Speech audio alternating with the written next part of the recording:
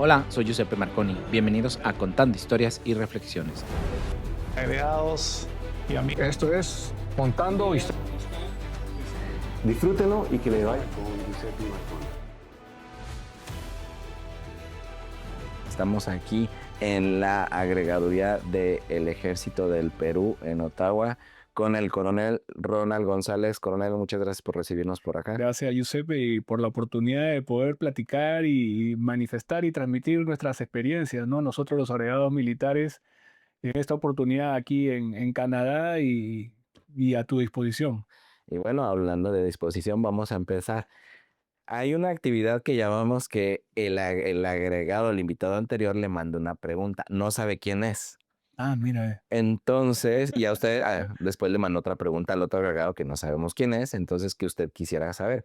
Entonces, él nos comentó que preguntaros a nuestro próximo invitado, ¿qué ha sido lo más canadiense que has hecho desde tu llegada a Canadá? ¿Fue? Jugar hockey. ¿Por qué? Porque no es un deporte que se practica en Perú. Si bien Perú tiene un escenario también de nieve, pero son áreas limitadas, propios para un turismo vivencial, pero no para una vivencia, que es lo que sucede aquí en Canadá. Y otro que nunca he patinado. De niño pensaba que el patín no era un deporte para niños y era para niñas, ¿no? Y eso, había cierta limitación, ¿no? Nunca veía un patín, lo veía utilizar mi hermana el patín, ¿no? Y ahora en esta oportunidad de venir acá, el aprender a patinar es como haber aprendido a caminar, ¿no? Gatear, caerme, volver a levantarme. Ese es para aprender a patinar.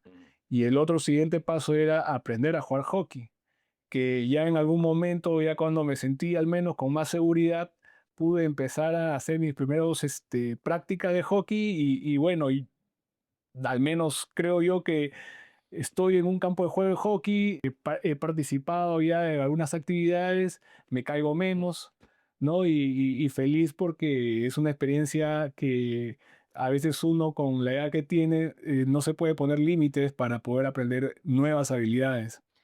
¿Qué ha sido el más bonito aprendizaje que te ha dado el hockey? Creo que es la resiliencia, ¿no? Mantenerte firme con un objetivo a pesar de las caídas que tienes, ¿no? Fue una sumatoria de cosas, ¿no? Sacar momentos el trabajo, de la familia. Y ahí regreso al proceso de aprendizaje porque los motivos eran mis niñas, ¿no? Ellas sí sabían patinar y cuando las traía a la pista de hielo a patinar sobre hielo, ellas eran las que me enseñaban a patinar, ¿no? Entonces, esa era una motivación adicional a jugar hockey, ¿no? Sí, que es demasiado momento. ¿Quién es Ronald González? Bueno, una pregunta bien compleja y quizás nunca me la he hecho, la verdad. Pero sí considero que soy una persona de mucho esfuerzo, porque eh, quizás cada uno tiene su propia historia de vida, pero hay situaciones en las cuales se vuelven adversas y que quizás yo puedo asumir de que hubiese podido coger otro camino, cambiar de objetivos, pero bajo lo que yo me enfocaba, bajo los objetivos que yo me he trazado, siempre he luchado sobre eso, ¿no? Desde muy niño, de muy joven, aprendí de que con esfuerzo se pueden lograr las cosas y aprendí también a trazarme objetivos que poco a poco fueron creciendo, ¿no? Primero como persona, luego como profesional, luego como padre de familia, y así en el camino me he ido trazando objetivos pequeños, grandes, cada vez un poco más ambiciosos que otros, y cada vez tratando de buscar involucrar a más personas que puedan verse beneficiados con el logro de un objetivo, ¿no? De todos los aspectos de la vida, ¿no? ¿Cuál fue tu primer contacto con el Ejército y las Fuerzas Armadas del Perú? Ah, caramba, esa es una pregunta eh, que es bueno recordar también. Yo tengo una historia muy particular. Cuando tenía 16 años, en el Perú vivíamos en una época un poco difícil. de la época del terrorismo, de la década de los 80 hasta quizás a los años 2000. Perú tenía un problema de seguridad muy complejo. ¿De Y qué parte de Perú eres? yo soy de la capital de Lima, y el problema del terrorismo pues nació en los Andes peruanos y hubo un momento en que rebalsó y casi todo el Perú estaba comprometido con estos temas de seguridad y las Fuerzas Armadas participaban en esto. Y recuerdo yo que mi padre ha sido policía y estudiaba en un colegio de hijos de policía y veía, era muy sensible con estas noticias, ¿no? Y fue así que en algún momento vi algunos militares y lo vi que eran distintos que los policías, ¿no? Entonces yo dije, bueno, yo no quiero ser policía como mi papá. Mi hermano se hizo policía también, mi hermano mayor. Entonces, pero yo no, no, no, yo quiero ser algo que sea diferente que ellos. Y se me metió en la cabeza el ser militar, no sabía qué cosa era un militar. Y decidí enrolarme al ejército como soldado. Tenía 16 años, 17, menor de edad, y en esos tiempos pues el soldado era el servicio militar era obligatorio, pero también lógicamente el voluntariado era permitido, ¿no? Mm, Y ese fue mi caso. Ingresé al ejército cuando tenía casi 17 años. ¿Qué te dijo tu papá cuando dijiste me voy a meter al ejército? ¿Estás seguro de lo que vas a hacer? Y después le dije, sí. Y me dijo, espero que no me estés buscando para que te saque del cuartel. Y eso fue la motivación, porque yo en algún momento, no, cuando sufría, no, la rigurosidad de la vida del soldado, no la vida militar, la vida de un soldado que tiene muchas limitaciones, en aquellas épocas más aún, me acordaba de esa frase, no, no me llames para que te saque de aquí. Y eso me obligaba a mantenerme siempre, a soportar, ¿no? El sacrificio. Luego, después de eso, decidí profesionalizarme. Dije, bueno, quiero seguir la carrera militar. Postulé como soldado, ¿no? Siendo sargento del ejército, postulé a la Escuela Militar de Chorrillos. Y bueno, y empezó la otra aventura, ¿no? De la carrera del oficial, ¿no? Siendo cadete, mis 4 años de escuela militar y luego mi carrera militar desde el primer grado de subteniente, ¿no? Entonces, esos fueron más o menos mis inicios, ¿no? Como estudiante, ¿cuáles fueron los momentos más difíciles o el momento más difícil que nos puedas compartir? Caramba, tuve un tema, un accidente, me acuerdo, y ese siempre lo comento en casa. En una práctica militar, me fracturé el brazo, que fue bastante extremo, y era el momento en el cual si yo no me recuperaba, me iban a retirar de la escuela por un motivo médico. Y eso fue otro momento en el cual yo pude comprobarme que con esfuerzo puedo lograr las cosas porque creo en menos de 6 meses, quizás 3 meses, con entrenamiento exhaustivo, gimnasio, para recuperarme post operación, ¿no? Y regresar y darme un examen físico, que era lo que te tomaban a inicio de cada año, después del accidente, y poder aprobarlo, ¿no? Entonces, eso permitió de que de una u otra manera pueda superar ese reto y poder continuar con mi etapa de formación como cadete, ¿no? De cuando entraste a cuando terminaste, ¿qué fue lo primero que se te vino a la mente? Cuando dijiste, ya terminé o sea, terminaste la carrera, ¿qué fue lo primero que se te vino a la mente? Bueno, el quizás preguntarme hasta dónde puedo llegar, ¿no? No tenía la noción del tiempo en esos instantes, pero sí quería ayudar, ¿no? Quería seguir avanzando para seguir ayudando, ¿no? Porque me di cuenta que la carrera en el ejército es de mucho apoyo a las personas, ¿no? Y personas que no conoces, ¿no? Que son tus compatriotas y que están cerca de ti y que quizás nunca han podido tener la oportunidad de conocerte, pero consideraba yo en esa ilusión de querer ayudar y seguir ayudando a otras personas en diferentes lugares en los que yo me encuentre, ¿no? ¿A ¿Cuál fue el primer lugar que te mandaron en tu país a una misión? Ok, eso fue en la selva de Perú, en la ciudad de Iquitos, es el centro de la capital de la región más oriental que tiene Perú, ¿no? Es completamente un lugar de selva y era pues también una experiencia completamente distinta, ¿no? El estar con un promedio de 30 grados, no era un lugar, no llegué a la capital, o sea, yo llegué a una base un poco Ujú. más alejada de la capital de la ciudad, de la región, donde no tenía agua, no agua, bueno, había agua un montón de los ríos, ¿no? Pero no había agua tratada, no tenía un lugar adecuado donde vivir, donde descansar. La alimentación tampoco no era mala, pero eran con productos propios del lugar. E indudablemente siempre estaba la motivación porque no estaba solo, tenía un grupo de personas a mi cargo que eran quizás más jóvenes que yo y ellos me miraban a mí a ver si yo tiraba la toalla o no, ¿no? Entonces, eso era una motivación para yo, soportar, ¿no? Y adecuarme también, porque no solamente soportar, sino es aprender a convivir y para poder disfrutar el momento, ¿no? Para no estar siempre en resistencia, ¿no? ¿Por qué me da todo mal? ¿Qué hago acá? ¿No? Entonces mejor es adecuarme a esa nueva realidad, ¿no? Una anécdota que te haya pasado ahí con estos muchachos que se te haya quedado marcada. Ah, caramba, cuando jugábamos fulbito, ahí el campo de fulbito, ¿no? Era un área descampada, y era una tierra dura, la arcilla cuando seca es bastante dura, ¿no? Se pone como más dura que una pista de cemento, de asfalto, y estábamos jugando bueno, yo jugaba con mi short, mis zapatillas, pero los soldados jugaban sin zapatos.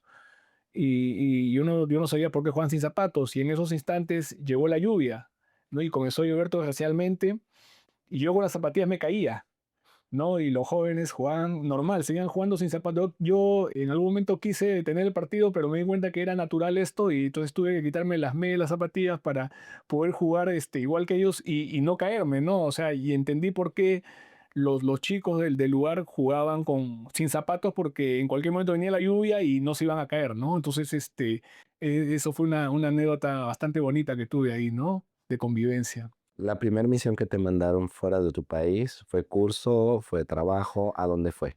Yo participé en la misión de paz en Haití en el año 2012, 2013, 14, no recuerdo muy bien. Bueno, Haití estaba pues con la misión de Naciones Unidas, MINUSTAH, post el terremoto del 2010, Mm. donde habían contingentes de distintos países. No conformé el contingente militar peruano, pero era parte del staff. ¿Cómo te sentiste cuando te Eh, dijeron vas a Haití? bueno, sentimientos encontrados porque yo recién me había casado y ya tenía mi primera hija recién nacida con meses y fue el primer momento en el cual yo me alejo de mi esposa y de mi primera hija, mi hija mayor, pero en circunstancias distintas porque yo he podido estar de repente alejado, pero estaba en Perú, ¿no? Y yo cogía un bus o iba en un avión y llegaba en horas a mi destino, pero en esta oportunidad no era así, ¿no? Haití es un país centroamericano que estaba, no, a 6, 8 horas quizás de Lima, de la capital de Perú. Sin embargo, no había mucha disponibilidad de vuelos, ¿no? Y indudablemente manejar la distancia en ese momento importante de mi vida también, que era mi primera hija nacida, poco tiempo de casado. Pero bueno, no, asumimos el reto porque ahí los retos cambian cuando ya tú o el militar tiene una familia, ¿no? Porque ya la decisión muchas veces no es de uno solo, es una decisión de familia porque antes de asumir este reto yo tuve que conversar con mi esposa y dialogamos del tema, ¿no? Mira, hay esta oportunidad, hay una invitación para participar en esta nueva misión, es un país ajeno, no sabíamos mucho de qué se trataba Haití, eh, menos creo yo mi esposa, al menos yo como militar sabía de que había un movimiento hacia ese país, y bueno, y asumimos el reto juntos, ¿no? Entonces ya ahí cada uno hace su partido, ¿no? Ella en casa, yo en el lugar que estoy, y bueno, y fue ese el momento, ¿no? Y todo lo que después uno vive en esos lugares, ¿no? ¿Con qué aprendizaje te quedaste de esa experiencia? Quizás saber de que de que también existen militares de distintos países que también pueden trabajar juntos para cumplir una tarea un poco más grande, ya no en tu país, no una tarea de ayuda social a a otras personas que tienen más necesidades que uno mismo, ¿no? A veces uno ve la pobreza en su país o ve situaciones difíciles en su país, pero no se imagina que existen otros lugares en el mismo momento que están pasando quizás 10 veces cosas peor, ¿no? Y saber que también existen militares que trabajan ya no solo en sus países, sino que llevan sus logísticas y llevan su personal y su experiencia para ayudar a esas personas, ¿no? Ese es el tema de la ayuda social es muy propio de de la carrera militar, ¿no? Y más aún en estas experiencias internacionales, ¿no? Proceso de agregado militar porque estamos acá en Canadá. Cuando llegó el momento, ¿cómo fue tu proceso? Bueno, ¿Qué nos puedes compartir, no? claro, el ejército del Perú viene conduciendo procesos de designación de agregados militares y adjuntos a los agregados militares bajo una estricta meritocracia y de manera generacional o por promociones. Ujú. En esta oportunidad, en mi país, el año pasado, el año 2024, le correspondía mi promoción, ¿no? Mi promoción de la escuela militar, de egreso de la escuela militar, ser designados a las agregadurías militares. ¿Cuántos eran? Eran 13 vacantes destinados a distintas partes del mundo, ¿no? Entre Latinoamérica, Europa, el Asia, etcétera. Y bueno, ¿no? Este proceso se condujo del mes de marzo a julio, ¿no? Y no es un proceso de entrevistas, sino es un proceso de revisión de legajos. Y bueno, y entre los compañeros de promoción había la expectativa, ¿no? Todo el mundo, ¿Cuántos aspirantes eran eh, para esas 3 plazas? entre promedio de 50, 60 coroneles de mi promoción. Ajá. Y también por ahí también había un grupo de coroneles un poco más antiguos que habían quedado, le habían pasado a este proceso, pero en el grueso, la mayoría éramos de mi promoción, como 30 de mi promoción y con otros coroneles de promociones más antiguas, que éramos como 50 o 60, Para 13 plazas. para 13 vacantes Ajá. aproximadamente, no recuerdo un Ajá, número. sí. Y bueno, ¿no? Y la expectativa, pasaban los días, no teníamos respuesta hasta que sí nos hacen una entrevista personal y ya no hacen a los 60, sino éramos 26, el doble, ¿no? Porque era el titular y el suplente. Entonces, nos hace una entrevista en el Ministerio de Defensa, ya no en el Ejército, y ahí recién ya la tensión quizás era más porque estaba compitiendo con un compañero de promoción porque éramos dos que nos entrevistaban, un titular y un suplente. Ahí me enteré que era el titular que tenía quizás más opción que el suplente. Y bueno, y éramos compañeros de promoción, ¿no? Bueno, los 26, por coincidencia, y ya un poco las esperanzas se iban creciendo. Y cuando me nombran a la entrevista personal, que ya la etapa final, ahí veo de que ya me designan a Canadá, ¿no? Entonces en ese momento fue que comenzamos a ver, a averiguar, ¿no? A informarnos un poco más del tema y bueno, ya cuando el nombramiento fue en el mes de agosto, ya oficialmente me designan a Canadá y de agosto a diciembre fue otra vorágine de situaciones porque ya nosotros, ya no solamente del ámbito militar, profesional, sino también con la familia, de ver temas administrativos del colegio y prendas y varias cosas junto con el trabajo que también era bastante agobiante el lugar donde yo he trabajado el año pasado y bueno, y con esto pues hizo un mundo de situaciones que era bonito porque había mucha adrenalina, ¿no? En casa, ¿no? Porque veíamos los días y pasaban los días y se acercaban y se cortaban los plazos para preparar ciertas cosas para viajar, pero con una esperanza de que veníamos a un lugar hermoso, ¿no? Y eso era lo bonito, ¿no? Me regresa un poco. ¿Cuándo te enteraste que tocaba Canadá? ¿Qué fue lo primero que se te vino a la mente? Ah, caramba. Primero pensaba en el frío, pensaba en esa experiencia de vivir en un mundo blanco, ¿no?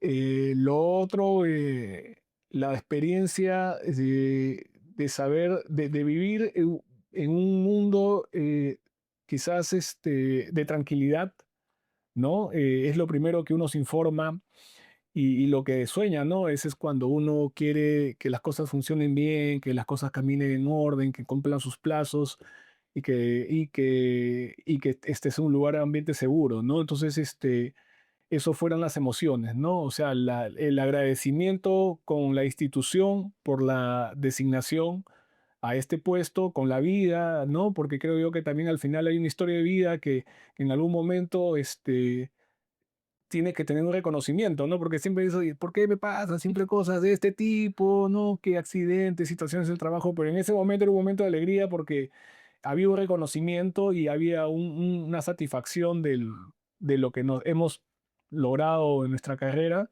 y un lugar hermoso, ¿no? Esperado, por las condiciones mismas que uno ya lo vive acá, ¿no?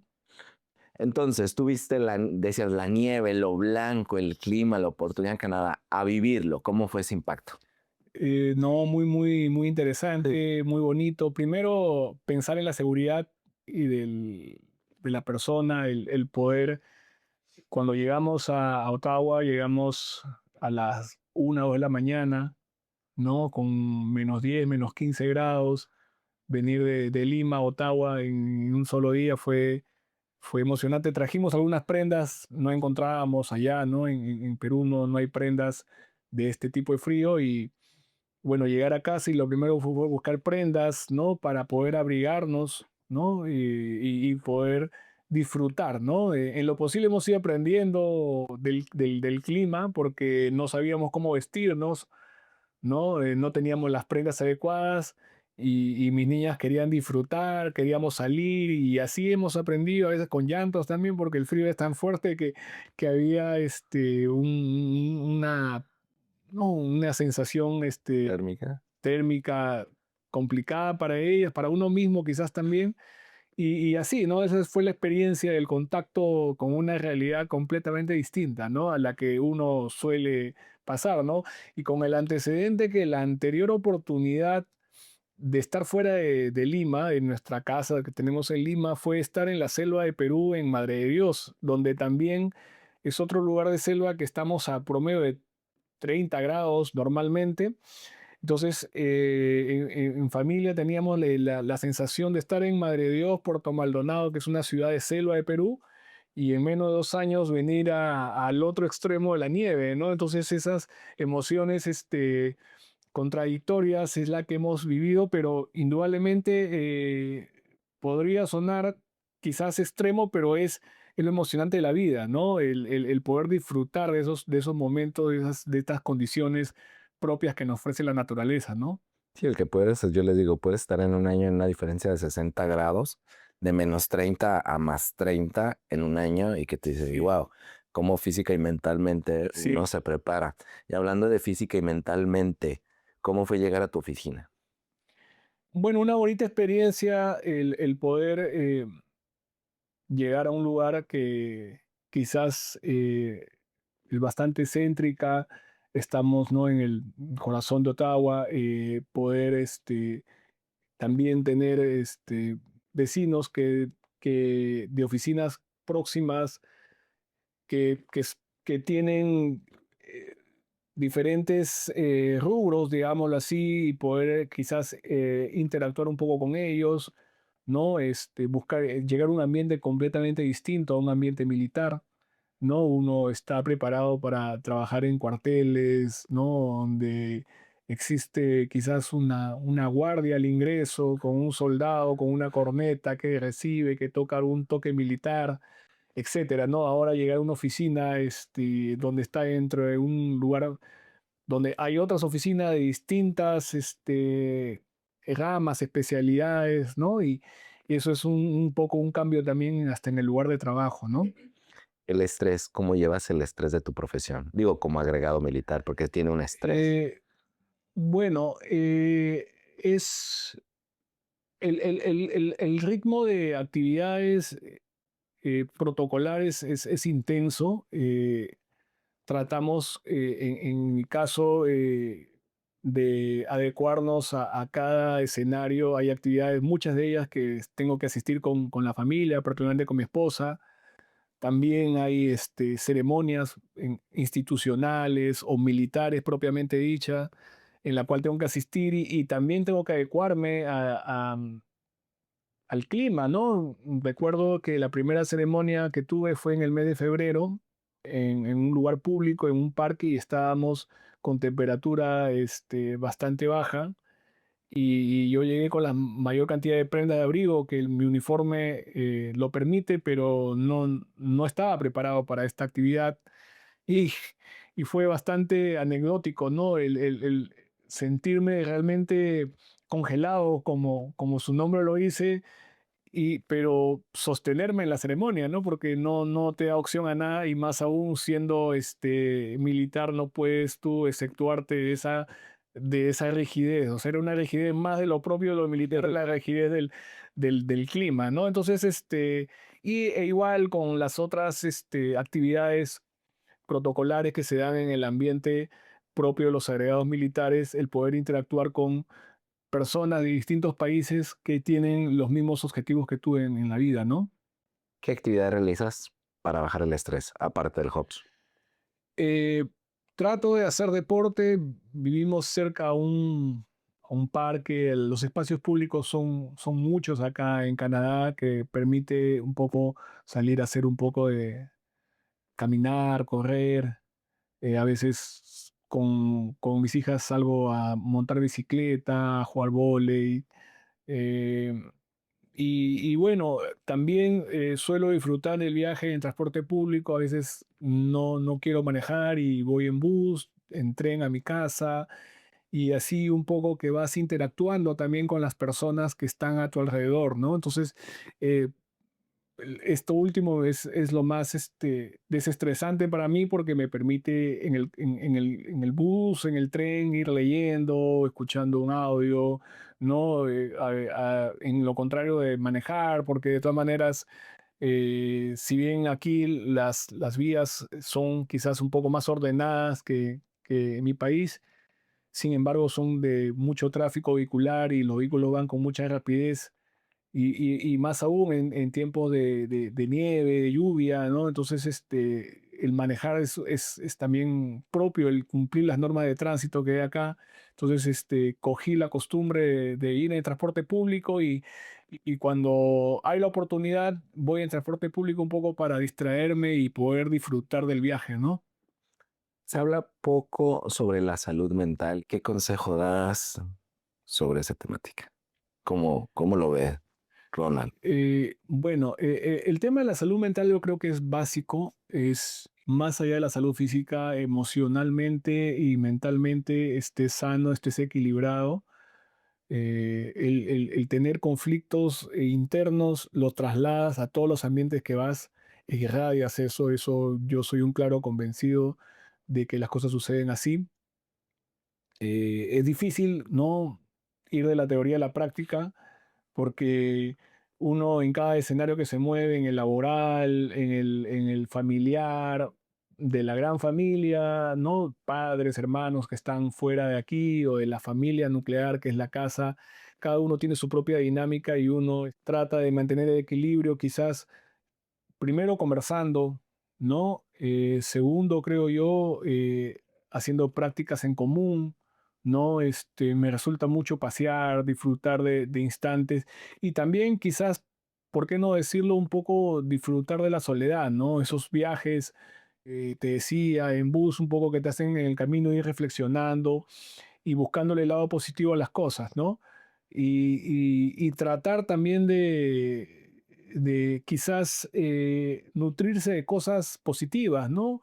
En lo que encuentras en los medios de comunicación, en redes sociales, evito llenarme de noticias malas. No es que tenga confianza en los medios de comunicación, pero creo yo que hay que ser un poco más selectivo con lo que uno escucha y lo que te ofrece, ¿no? Las redes sociales.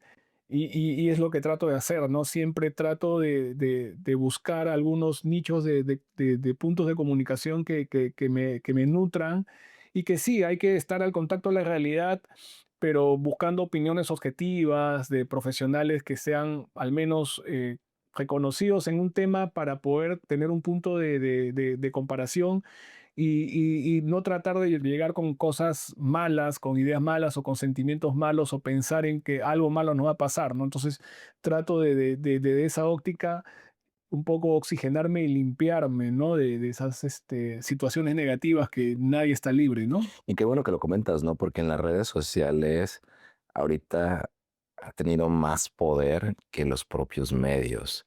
Y creo que un balance siempre es positivo y tener diferentes fuentes para llegar a tu opinión, porque como tú dices, mi opinión puede ser diferente a la tuya, pero se ha polarizado demasiado. Creo que si mi opinión es diferente a la tuya, es bueno sentarte con la persona y de manera profesional o de manera respetuosa escuchar. Y como decían, a lo mejor no estoy de acuerdo contigo, pero Claro. me das otro punto de vista que no lo había visto desde esa perspectiva. Y creo que como sociedad, y en una de las entrevistas que tú y hablábamos de ese punto, no estamos como sociedad acostumbrados, o sea, no nos abrimos en esos espacios y Sí. como tú comentas, Ujú. el escuchar no te, o sea, no porque esté todo y a veces el dar esos espacios y dar esos cortes ayudan mucho a la persona Sí. quien esté viendo esa entrevista. Y aceptar las críticas también es algo bien difícil de aceptar, ¿no? Y más aún en la carrera militar, que a veces uno siempre, el superior siempre tiene la razón a veces, ¿no? Suele decirse eso, pero creo yo que no es así. Creo que hay que escuchar, hay que oír y hay que recibir las buenas, las opiniones de todos, ¿no? A veces de los más jóvenes, ¿no? Ya uno en la carrera militar también, ya los grados van pasando y conversa con gente más joven o que de repente no tienen el mismo grado militar que tú y uno los ve como que distintos, ¿no? Que tienen una opinión quizás no muy relevante. Y eso, esa conexión con ellos es importante porque hay que escuchar todas las opiniones, todos los puntos de vista para poder, como dices, tener un concepto un poco más próximo al objetivo, ¿no?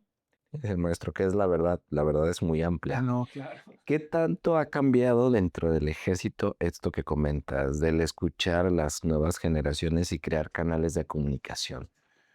Bueno, es algo muy bueno. Yo me considero un oficial que, que se formó en el siglo XX y que hizo la mayor parte de su carrera profesional en el siglo XXI, ¿no? Y recuerdo claramente cuando recibimos el nuevo siglo, el año 2000, ¿no? Yo era teniente y no sabía, ¿no? Había muchas conjeturas del nuevo siglo, pero como anécdota, ¿no? Pero en el fondo creo yo que el cambio ha sido positivo desde muchos aspectos. Eh, Estas nuevas tecnologías, las nuevas generaciones, los millennials, la generación Z, que son los jóvenes, que son el futuro de nuestra institución, de nuestro país y del mundo, quizás pueden ser muy criticados, ¿no? Y que no, que tienen un arraigo distinto y que tienen otra mirada distinta del mundo, pero tenemos que explotar para seguir mejorando como organización, ¿no? Al margen del lugar donde estés, del contexto en el cual tú te muevas, y eso ayuda, y el ejército creo yo que lo ha entendido así, nos ha costado mucho llegar a entenderlo, pero considero que en el caso del ejército del Perú, la apertura ha sido muy grande hacia ellos, estamos valorando mucho más el esfuerzo de ellos y la experiencia del soldado viejo con la del soldado joven y las nuevas experiencias que hay detrás de ello está haciendo de que seamos mucho más fuertes y podamos en estos momentos quizás no muy idóneos en la situación política social que tiene nuestro país, nos mantenga como una institución que sea un referente para la sociedad en el Perú, ¿no? Esa solidez que nosotros le demostramos a la sociedad, lo hemos logrado gracias a un proceso de aprendizaje fuerte por quizás algunos momentos difíciles que tuvimos, propio lo que te comentaba en aquella década de los 80 y los 90 y recibir, ¿no? Adecuarnos a una realidad distinta, recibir la experiencia de los más jóvenes y recibir la experiencia del mundo, porque hemos tenido una apertura bastante grande a nivel internacional. Uno de los trabajos que ves, el que vengo desarrollando actualmente, ¿no? Entonces, todo eso hace que el Ejército del Perú se convierta en una institución sólida y un gran referente a la sociedad y quizás no es un actor importante en cada episodio de que nuestro país lo requiere, ¿no? Y así como dices, ¿no? Las generaciones van cambiando, pero el ejército sigue manteniéndose Sí, con la sangre joven, con la comunidad y sigue sí. creciendo en ese sentido y sigue adaptando. Y hablando de adaptación, ¿cuáles serían para ti tus 3 aprendizajes de vida y por qué? Si tuvieras que sintetizar tu vida en 3 aprendizajes, ¿cuáles son y por qué? El primero, considero que un aprendizaje de vida podría ser reconocer de que el Perú es un país profundo, que tenemos que valorar y respetar a todas las personas en cualquier condición social, económica que se encuentren. Es de tu persona. Sí, Ah, ok. sí, sí. Y porque es difícil no aceptar de que existen personas que tienen los mismos derechos que tú, pero quizás no están en las mismas condiciones que tú, ¿no? Y el poder tener contactos con ellos te permite entenderlos y ayudarlos a quizás más adelante a poder en algo cambiar su situación, ¿no? Entonces, el primer aprendizaje es aprender a reconocer a todos con todas sus condiciones que tengan para poder tú quizás en lo poco que puedas aportar ayudarlos. El segundo, propio de la carrera militar, considero de que esta carrera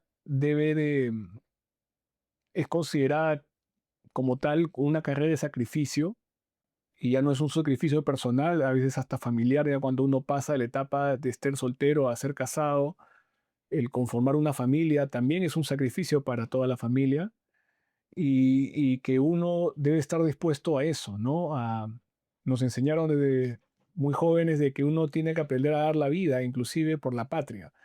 Y a veces ese dar la vida no es solamente entregar la vida física, ¿no? Sino entregar la vida es sacrificarte, ¿no? Sacrificar a veces la familia, sacrificar tu zona de confort para poder ayudar a los demás, ¿no? Y tercero, quizás regreso al inicio también, al esfuerzo, ¿no? Esta es una carrera de mucho esfuerzo, que para lograr seguir avanzando en esta carrera requiere de mucho esfuerzo. Eso creo yo que serían las 3 grandes ideas que podría yo tener de la vida, de mi institución, ¿no? El peor consejo que te hayan dado o hayas dado, que hayas hecho, no hayas hecho, ¿ha sido? Que yo haya dado a otra persona. O que te hayan dado, que hayas hecho o no hayas hecho. Y no me digas que no hay malos consejos porque todos reciben malos consejos. No Sí, los hace o no. quizás ¿Qué quieras? el peor consejo que he recibido es no hagas tal o cual, o sea, o no, o ríndete, no en esas palabras, porque es mejor que busques otra opción, ¿no? O deja eso de lado que tú no sirves para eso y mejor dedícate a otra cosa, ¿no? Entonces, no con esas palabras, pero más bien para mí yo lo tomaba como lo contrario, ¿no? O sea, yo el consejo lo tomaba de manera distinta, ¿no? Como me está diciendo, no, yo debo hacerme lo que contrario a lo que el consejo dice, ¿no? Por ahí quizás podría tomarlo como un mal consejo de ciertas personas, ¿no? Que uno conocía en la vida, ¿no? El mejor consejo que te han dado y que hayas hecho ha sido. Escuchar a los demás, aprender a escuchar a los demás. Si tuvieras que recomendar a alguien, ya sea un libro o una película o una obra de teatro o una pintura, ¿cuál sería y por qué? Bueno, quizás con un libro que está elaborado en el contexto militar, pero creo que trasciende más allá que eso. El libro, si mal no recuerdo, el título del libro me acuerdo que es La esperanza no es un método. Son 2 autores, pero el principal es el general Gordon Sullivan, si no mal no recuerdo también, que es un general norteamericano que escribió sobre la transformación del ejército de los Estados Unidos. Y él narra en este libro lo difícil que fue ¿no? Cambiar un ejército post-Vietnam a un ejército moderno, ¿no? Que actualmente, bueno, es la primera potencia quizás en el mundo en ejércitos, ¿no? Militares. Pero más allá del tema militar es el mensaje que te da de que para lograr las cosas no es cuestiones de fe, sino que hay un esfuerzo detrás.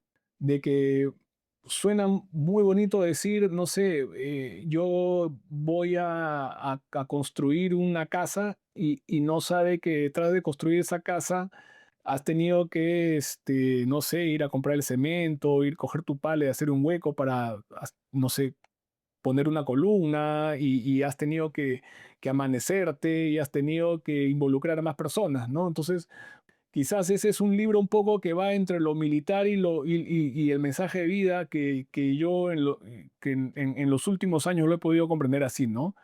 La esperanza no es un método. Si pudieras hablar con Ronald González, de 16 años, lo tuvieras enfrente, ¿qué le dirías? Es una pregunta muy, muy bonita y quizás muy, no muy, es difícil y muy bonita porque en aquellos años, pues, como que nadie daba nada por ti, ¿no? Y, y la idea de seguir la carrera militar, nadie lo, creo que en mi familia nadie lo pensaba, ¿no? Yo soy el único que siguió la carrera militar en mi familia. Nunca desfallezcas tus objetivos, ¿no? O sea, sigue lo mismo y sigue la carrera militar, ¿no? Eso es lo único que le diría. Después de estas historias que hemos contado, ¿con qué reflexión te quedas de tu vida? De que creo yo que toda persona viene a esta vida para cumplir objetivos. Y en el mundo uno va viviendo distintas circunstancias de las cuales te va dando cuenta de que los objetivos en la vida que uno se traza y que uno encuentra quizás también no son cuestiones del azar, son algo que previamente pueden haber estado escrito porque te vas encontrando con personas que de una u otra manera te das cuenta de que han llegado porque son parte de ese camino que tú tienes que lograr, ¿no? Personas buenas, también hay personas que se han acercado o que uno ha podido conocer que no son tan buenas, pero que te ayudan a mejorar también, ¿no? Entonces, la reflexión es de que en la vida todos tenemos un objetivo, todos tenemos una gran meta que lograr y que no estamos aquí de gratis, ¿no? Que estamos justamente para lograr esos designios que Dios, ¿no? Lo ha determinado así, como lo dice, ¿no? El gran arquitecto del universo siempre está presente en cada uno de nuestros actos y eso no podemos escabullirnos ni alejarnos de eso, ¿no? Es un camino que tenemos que seguir y ponerle todo nuestro esfuerzo para poder seguir adelante el camino y el reto que sea la vida, ¿no? Como iniciamos la entrevista, el invitado anterior te mandó una pregunta. Es tu turno. ¿Qué pregunta te gustaría conocer de nuestro próximo invitado que no sabemos quién es? Ah, ok. Quizás la pregunta sería, ¿qué es lo más difícil que ha tenido que hacer o dejar de hacer por estar aquí en Canadá? Pues, Coronel Ronald González, muchísimas gracias por haberme tenido aquí en la agregaduría del Ejército del Perú en Canadá. Contentísimo y como siempre digo, sé que es la primera y no la última vez que nos vamos a encontrar. Muchísimas gracias por su tiempo. Gracias, Giuseppe.